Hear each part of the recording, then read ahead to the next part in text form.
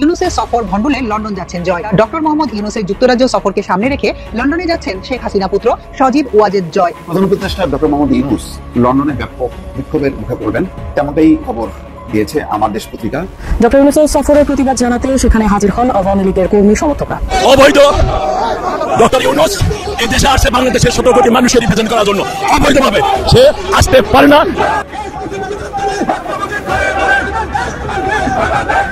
বিএনপির vice chairman Barkatullah Bulu Shamsuzzaman দুদুকে সতর্ক করে চিঠি দিয়েছে বিএনপি।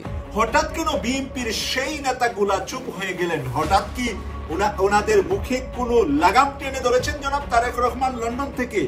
ঘটনা কি, বিষয়টা কি? কেন আর এখন সেই লুঙ্গি খুলে ফেলা, জামা খুলে ফেলা, শিশু করে দেওয়া এই সমস্ত নেতাদেরকে মিডিয়ার সামনে দেখা যাচ্ছে না?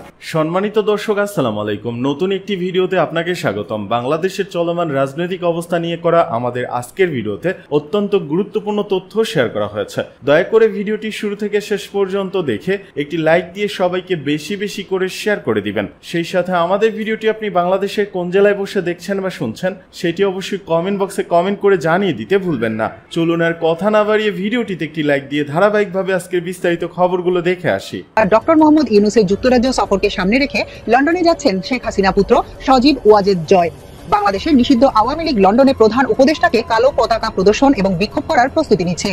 প্রধান উপদেষ্টা 10 জুন লন্ডনে যাওয়ার কর্মসূচি রয়েছে। তার আগেই লন্ডনে যাওয়ার কথা জয়ের। তিনি লন্ডন থেকে যাবেন ভারতে যাওয়ার আগে লন্ডনে দলীয় নেতাকর্মীদের সঙ্গে বৈঠক করবেন জয়। শেখ হাসিনা গণভবন ছেড়ে পালিয়ে যাওয়ার পর এটাই হবে সজীব ওয়াজেদ জয়ের যুক্তরাষ্ট্র থেকে কোনো দেশে প্রথম সফর। সন্ত্রাস ও গণহত্যার অভিযোগে আওয়ামী লীগের কার্যক্রম নিষিদ্ধ ঘোষণা করেছে অন্তর্বর্তী সরকার। সন্ত্রাস, গুম ও গণহত্যায় অভিযুক্ত দলটি লন্ডনে তৎপর রয়েছে। সংশ্লিষ্ট একাধিক সূত্র জানায়, ডক্টর মোহাম্মদ ইউনূসের লন্ডন পৌঁছানোর দিনে কালো পতাকা প্রদর্শন সহ বড় শোডাউনের প্রস্তুতি নিয়েছে গণহত্যায় বিচারের মুখোমুখি শেখ হাসিনার অনুসারী নেতাকর্মীরা। ডক্টর ইউনূস যেসব জায়গায় মিটিং করবেন সেখানেও বিক্ষোভ করবেন তারা। এই বিক্ষোভের মাধ্যমে নিষিদ্ধ আওয়ামী লীগ বর্তমান সরকারকে কড়া বার্তা দিতে চায়। একই সঙ্গে বিদেশে দলটির শক্তির জানান দিতে চায় তারা। এ লক্ষ্যে যুক্তরাজ্য সহ ইউরোপের বিভিন্ন শহর থেকে আওয়ামী লীগের নেতাকর্মীদের জড়ো করার প্রস্তুতি চূড়ান্ত করা হয়েছে। গত বছরের 5 আগস্ট গণ অভ্যুত্থানে শেখ হাসিনা সরকারের পতন এবং তার ভারতে পালিয়ে যাওয়ার পর তাকে অনুসরণ করে সুবিধাভোগী অনেক নেতা ও পতিত সরকারের মন্ত্রী, প্রতিমন্ত্রী ও এমপিরা পালিয়ে বিভিন্ন দেশে আশ্রয় নেন। এর মধ্যে অনেকেই অবস্থান করছেন যুক্তরাজ্যে, আছেন আরামায়েশে। লুটপাটের টাকায় কেউ অভিজাত এলাকায় বাড়ি কিনে থাকছেন, কেউ দামি হোটেলে থাকছেন। তারা এখন লন্ডনে দলীয় কার্যক্রমে সক্রিয়। কেউ প্রকাশ্যেও আসতে শুরু করেছেন। ইতোমধ্যে আওয়ামী লীগ নেতা ও সাবেক মন্ত্রী আব্দুর রহমান, সাবেক পররাষ্ট্রমন্ত্রী হাসান মাহমুদ, সাবেক নৌ পরিবহন মন্ত্রী খালিদ মাহমুদ চৌধুরী, সাবেক প্রতিমন্ত্রী শফিকুর রহমান চৌধুরীকে লন্ডনে একাধিক অনুষ্ঠানে প্রকাশ্যে দেখা গেছে। সাবেক ভূমি প্রতিমন্ত্রী সাইফুজ্জামান চৌধুরী লন্ডনে অবস্থান করছেন, তবে তাকে প্রকাশ্যে দেখা যায়নি। সাবেক মন্ত্রী ও বিসিবি সভাপতি নাজমুল হাসান পাপন দীর্ঘদিন ধরে লন্ডনে রয়েছেন। পালিয়ে যাওয়া শেখ হাসিনা ও সুবিধাভোগী লুটেরারা বিদেশে বসে দেশকে অস্থিতিশীল করার লক্ষ্যে কাজ করছে। একই সঙ্গে বিদেশে অবস্থানরত নেতাকর্মীদের সংগঠিত করার উদ্যোগ নেওয়া হয়েছে। তাদের মধ্যে কয়েকজনের রাজনৈতিক আশ্রয় চূড়ান্ত হয়েছে বলেও জানা গেছে। সাবেক মন্ত্রী ছাড়াও শেখ হাসিনা পরিবারের শেখ হেলালের ছেলে তন্ময়কে লন্ডনে বাংলাদেশি অধ্যুষিত এলাকায় ঘোরাফেরা করতে দেখা যায়। যুক্তরাজ্যের নাগরিক আনোয়ারুজ্জামান সিলেটের মেয়র হয়েছিলেন একতরফা ভোটে। 5 আগস্টের পর তিনিও দেশ থেকে পালিয়ে লন্ডনে এসেছেন।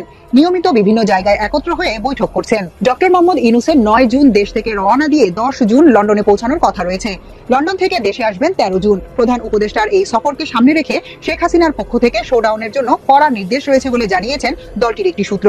শেখ হাসিনা যুক্তরাজ্যে বসবাসরত আওয়ামী লীগ নেতাকর্মীদের সঙ্গে নিয়মিত যোগাযোগ রাখছেন, খোঁজ খবর নিচ্ছেন বিক্ষোভ প্রস্তুতি সম্পর্কে। বিক্ষোভ যাতে সুসংগঠিত হয় সেজন্যই লন্ডনে যাচ্ছেন জয়। 5 আগস্টের পর পালিয়ে ভারতে অবস্থান করা শেখ হাসিনা অডিও বার্তা ও বিভিন্ন সোশ্যাল মিডিয়া গ্রুপে যুক্ত হয়ে বর্তমান সরকারের বিরুদ্ধে বিষোদাগার করছেন।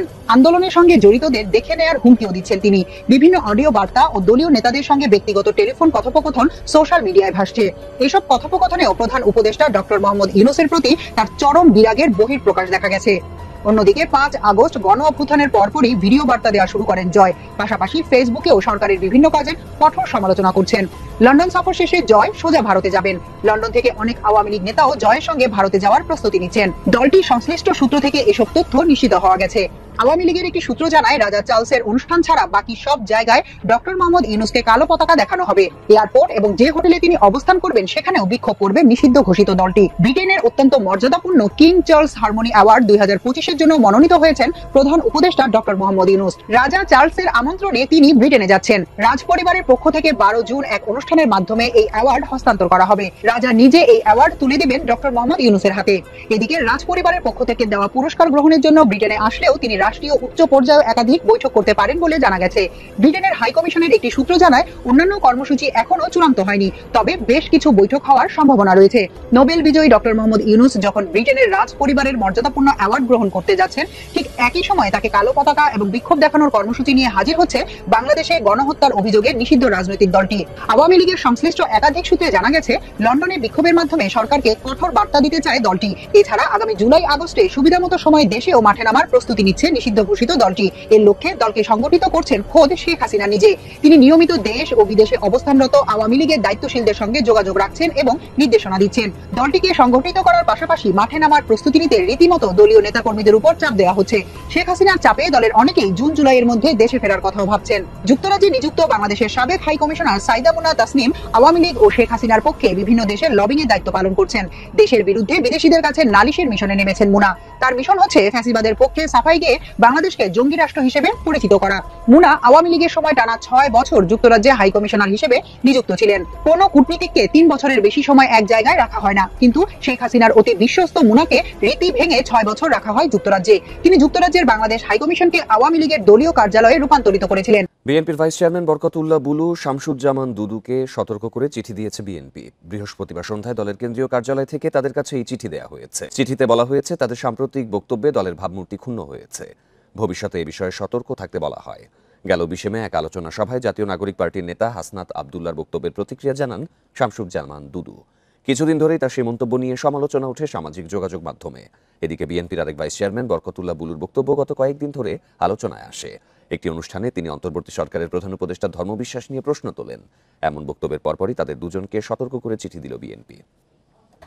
হঠাৎ কেন বিএনপির সেই নেতাগুলা চুপ হয়ে গেলেন? হঠাৎ কি ওনাদের মুখে কোনো লাগাম টেনে ধরেছেন জনাব তারেক রহমান লন্ডন থেকে? ঘটনা কি? বিষয়টা কি? কেন আর এখন সেই লুঙ্গি খুলে ফেলা, জামা খুলে ফেলা, শিশু করে দেওয়া এই সমস্ত নেতাদেরকে মিডিয়ার সামনে দেখা যাচ্ছে না? ডক্টর মোহাম্মদ ইউনূস স্যারের সাথে সর্বশেষ মিটিং এ কেন কোনো সিনিয়র নেতারা গেলেন না? শুধুমাত্র একা সালাউদ্দিন আহমেদ কেন সেখানে উপস্থিত হলেন, একজন আইনজীবী আর একজন পিএস নিয়ে? আমরা তো ওই দুইজনের চেহারা কোনোদিন চিনি নাই, তারা যে বিএনপি করেন।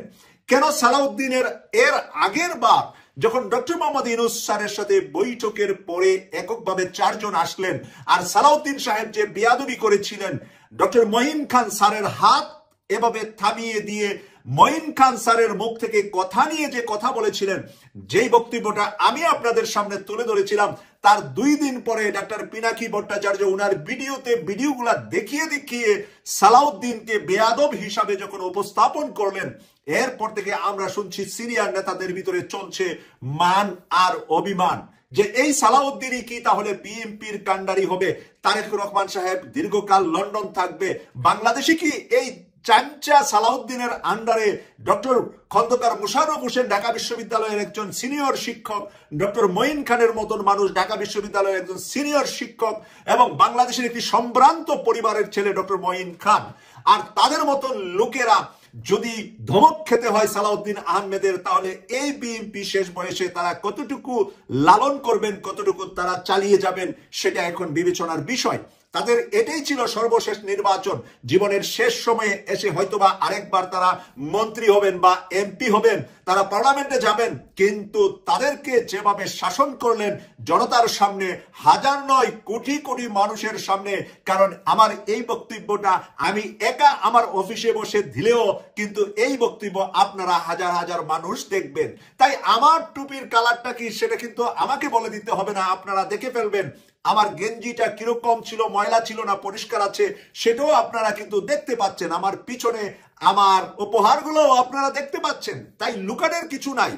সেদিন লুকানো যায়নি যে আমি সর্বপ্রথম এটার প্রতিবাদ করেছিলাম, যে সাথে সাথে আমি প্রতিবাদ করেছিলাম যে এই রকম চেহারা আর এইরকম ভাষা ব্যবহার করতে পারে না সালাউদ্দিন। একজন বেয়াদব ছাড়া তার সিনিয়র নেতাদের সামনে এরকম ভাবে মিডিয়ার সামনে, এতগুলা মিডিয়া, অন্তত 100টা ক্যামেরা যেখানে দাঁড়িয়ে আছে, এটার সামনে কিভাবে বলছেন ওনার দুইজন সিনিয়রকে? তাছাড়া রাজনীতিতে সিনিয়র একজন বিশিষ্ট ব্যবসায়ী, চট্টগ্রামের মেয়র ছিলেন যিনি, তাকেও আমির খসরু মাহমুদ চৌধুরীকেও কথা বলতে দেন নাই এক সালাউদ্দিন। তাহলে সালাউদ্দিন কক্সবাজার থেকে ঢাকায় এসে তো পাওয়ারফুল, ভারতে 9.5 বছর থেকে এসে এত পাওয়ারফুল হলেন কোন শক্তিতে? প্রিয় দর্শক, সেই শক্তির খবর আজকে জানান দিয়েছেন বাংলাদেশের সুপ্রিম কোর্টের আমাদের আপনাদের সকলের প্রিয় ভাজন অ্যাটর্নি জেনারেল। অ্যাটর্নি জেনারেল কে জানেন আপনারা? এই অ্যাটর্নি জেনারেল হলেন বাংলাদেশ জাতীয়তাবাদী ছাত্র দল এবং বিএনপির একজন তুখোর নেতা, এবং বিএনপি পরিবার লালন করেন উনি। কিন্তু সেই অ্যাটর্নি জেনারেল কালকে যে একটা বিএনপিকে নিয়ে বক্তব্য দিয়েছে যে যদি আওয়ামী লীগের পথে আপনারা হাঁটেন তাহলে আওয়ামী লীগের অবস্থা আপনাদের হবে। প্রিয় দর্শক, অ্যাটর্নি জেনারেল প্রশাসনের সর্বোচ্চ জায়গায় আমাদের আইন অঙ্গনের আমাদের সকলের অভিভাবক বলছে যে আপনারা যেই ভাষায় যেই বর্ণে কথা বলছেন, যেই সিস্টেমে আগাচ্ছেন, এটা আওয়ামী লীগের ফটোকপি আপনাদের ভিতরে দেখা যাচ্ছে। আর যদি এভাবে আগাতে থাকেন তাহলে কিন্তু আপনাদের অবস্থাও আওয়ামী লীগের মতো হবে। তিনি বিএনপি করে বিএনপি নেতাদেরকে এরকম একটি সত্যিকারের কথা, কারণ উনার পরে বাংলাদেশের আইনঙ্গনের উপরে আছেন প্রধান বিচারপতি অক্সফোর্ডের আজীবন ফেলো, আজীবনের সম্মাননা আছে সেই প্রধান বিচারপতির সাথে কাজ করেন বাংলাদেশের প্রধান অ্যাটর্নি জেনারেল। আইনঙ্গনে আমাদের অভিভাবক এই দুইজন মানুষ, আর এই দুজন মানুষই কিন্তু মানসিকভাবে তারা বিএনপির সাপোর্টার, কিন্তু তাদের হাত ধরে দেখেন জামাতের দুইটা বিজয় এসেছে 4-5 দিনের ব্যবধানে। যদি অ্যাটর্নি জেনারেল বেঁকে যেতেন, জামাতের বিরুদ্ধে দাঁড়াতেন, তাহলে জামাতের এই যে বড় নেতাটি আজকে 13 বছর জেল খেটে এটিএম আজহারুল ইসলাম কি সম্মানের সাথে স্বল্প সময়ের ভিতরে রায় এসেছে, পরদিন সকালে রাজকীয় সম্বর্ধনা দিয়ে তাকে বের করা হয়েছে পিজি হসপিটাল থেকে। এর 4 দিন পরে জামাতের নিবন্ধন ফেরত পাওয়া। এখন আবার নির্বাচন কমিশন থেকে বলছে জামাতের লঘু, জামাতের যে দাঁড়িপাল্লা মার্কা সেটাও তারা দিতে একমত হয়েছেন।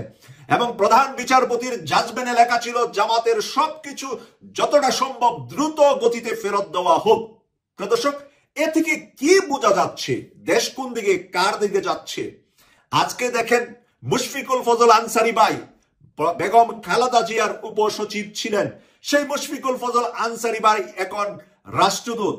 আমরা মেক্সিকোর রাষ্ট্রদূত হিসাবে পেয়েছি, আমরা লবিং করছি উনার পক্ষে, বলছি উনাকে যেন আমেরিকার রাষ্ট্রদূত করা হয়, কারণ আমেরিকার রাষ্ট্রদূতকে এনে বাংলাদেশে পররাষ্ট্র সচিব বানানো হচ্ছে।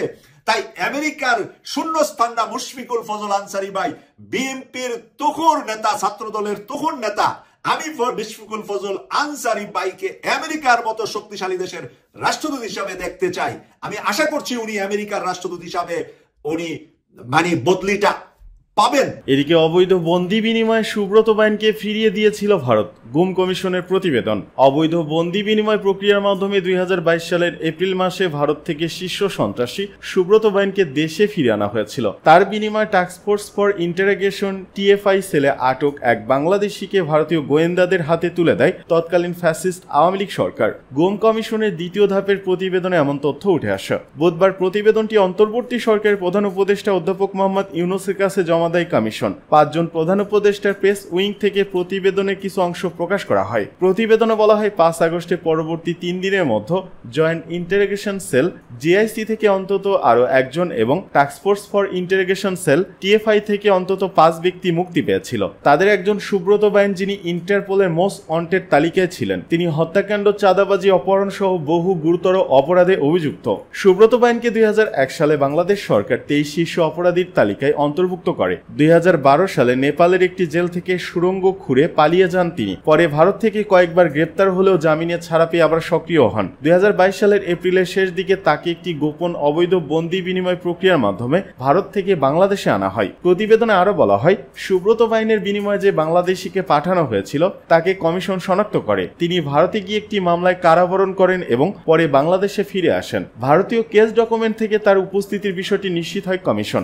একই সঙ্গে আরেক বন্দী সাক্ষ্য দিয়েছিলেন যে তিনি ওই ব্যক্তিকে টিএফআই সেলে দেখেছেন এবং তার নাম জেনেছেন। এর সূত্র ধরেই গুম কমিশন নিশ্চিত হয় তিনি ছিলেন সুব্রত বাইনের বিনিময়ে পাঠানো ব্যক্তি।